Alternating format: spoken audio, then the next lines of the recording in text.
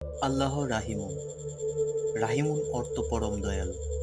আল্লাহ তাআলা অসীম দয়ালু, সবকিছুর উপর তার রহমত বিরাজমান। হাদিসে বর্ণিত আছে যে কোনো এক যুদ্ধবন্দী দলকে মহানবী সাল্লাল্লাহু আলাইহি ওয়াসাল্লামের সামনে নিয়ে আসা হলো। এ সময় একজন নারী দৌড়ে এসে একটি শিশুকে তার পেটের সাথে জড়িয়ে ধরল এবং তাকে দুধ পান করালো।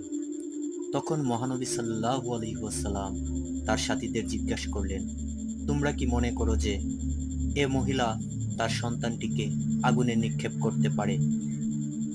সাহাবীগণ উত্তর দিলেন, আল্লাহর শপথ, কখনোই না। তখন মহানবী সাল্লাল্লাহু আলাইহি ওয়াসাল্লাম বললেন, এ মহিলা তার সন্তানের প্রতি যতটুকু স্নেহশীল ও দয়ালু, মহান আল্লাহ তার বান্দাদের প্রতি এর চেয়েও অধিক বেশি দয়ালু।